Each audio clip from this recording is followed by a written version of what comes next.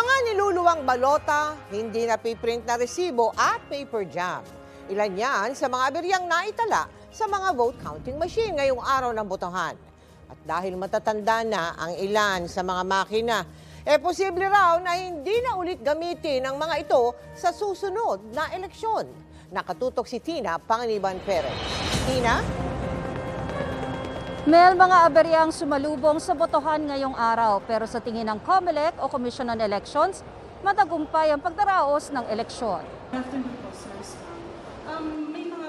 Sa gitna ng maraming reklamo ng mga di gumanang vote counting machines sa mga polling precinct, iniulat ng Commission on Elections na mahigit 1,800 VCM daw ang naiulat sa kanilang nagkaproblema. Kasama sa mga naging problema ang paper jams, niluluwang balota at hindi nagpiprint ang VCM.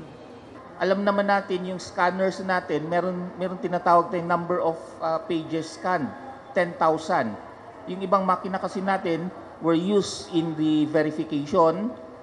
Ang iba naman ginamit na in 2010, in 2016, lahat na doon ginamit na. And then sumobra na yung scanning number. So hindi nakita during refurbishment, lumabas yung sakit noon during FTS and yung iba during election day. So hindi natin maiiwasan because yung makina na talaga natin is medyo masakit man banggitin, may edad na. Dahil ilang taon nang ginagamit ang mga VCM, posibleng hindi na raw ito gamitin sa susunod na eleksyon. Para solusyonan ang mga nagkaproblemang VCM, may mga technician daw sa mga presinto na nag-repair. Ang mga di kayang i-repair, pinapalitan. Hanggang kaninang hapon, nasa 124 VCM daw ang hindi pa gumagana. 176 naman ang naiulat na depektibong SD cards at 95 daw ang hindi pa napapalitan hanggang kaninang hapon. Sa proseso, kapag hindi gumana ang VCM, may dalawang opsyon ng botante. Maghintay hanggang maayos ang makina o ibigay ang kanyang balota sa electoral board para isubo pag naayos na ang makina o napalitan ito. Pero hindi makikita ng botante ang resibong pruweba na tama ang pagkakabasa sa kanyang mga boto. May ilang mga botanteng hindi pumayag ibigay sa electoral board dala ng pagdududa.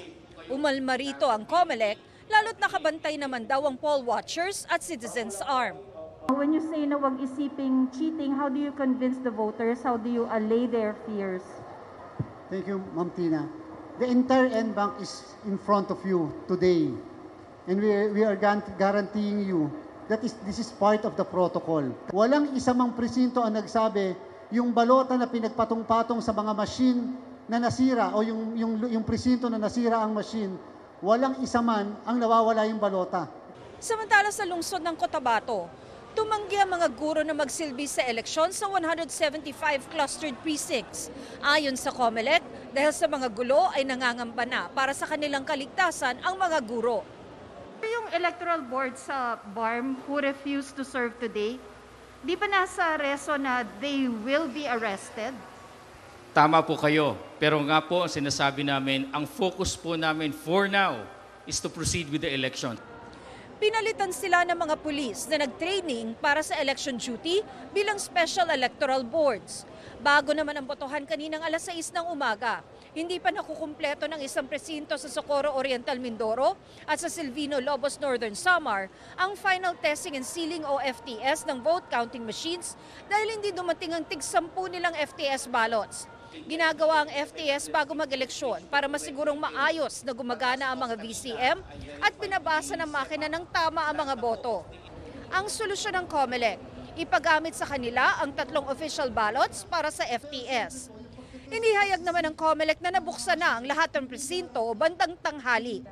Maling balota naman ang naibigay sa isang presinto sa Maguindanao pero naayos naman daw ito agad. Sa Bukidnon, putol-putol ang supply ng kuryente. Tiniyak naman daw ng Department of Energy sa COMELEC na magdadivert ng supply roon. Meron ding external batteries ang VCMs at mga inarkilang generator set ang COMELEC. Mel, sa kabila ng mga aberya, paalala ng COMELEC hanggang 7 p.m. lang ang botohan at wala ng extension. Sabi naman ng AFP at PNP, generally peaceful ang botohan. Kanina namang alas 3 ng hapon ay nag-convene ang COMELEC NBank bilang National Board of Canvassers.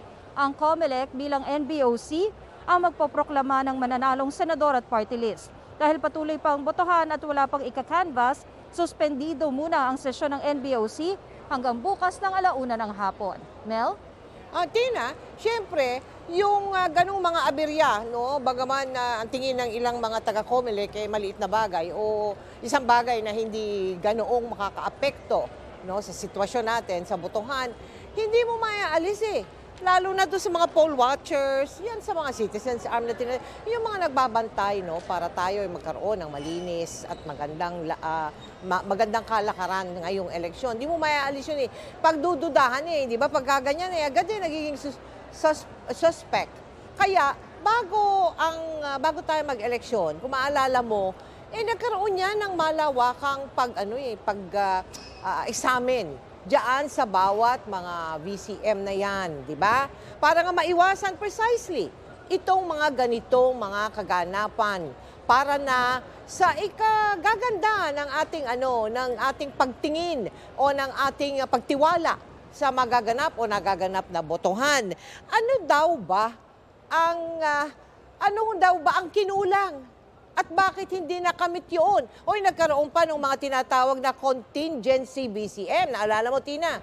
Meron pang mga ganun eh. At katunayan, imbis na napakarami dati yun, nung huli natin eleksyon, napakarami, more than 12,000. Binabana lang nila yan sa mga mahigit 1,000 pagkat then, they were almost sure na hindi na papalpak yung mga VCM.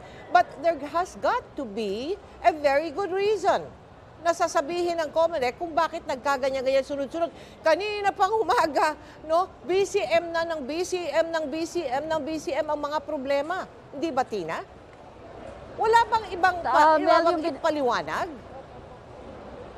Yung binabanggit mo, Mel, na pag-examine doon sa mga vote counting machines, yun yung final testing and sealing, kung saan chine-check nga kung lahat ba gumagana, kung tama ba, accurate yung pagbasa sa mga balota.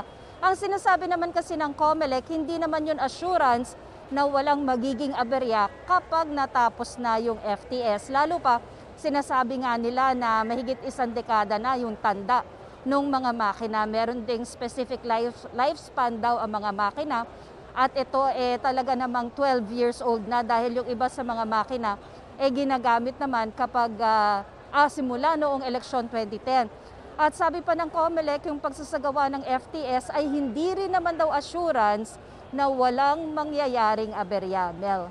Oo nga, pero why are they saying that only now? Bakit hindi nila sinabi noon?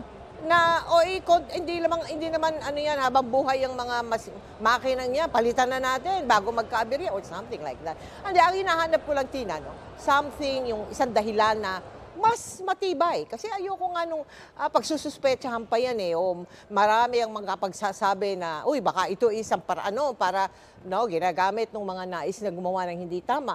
Yung ganun, ang ibig ko sabihin. Pero kasi nga, ang mga sinabi ni Commissioner Garcia, Garcia,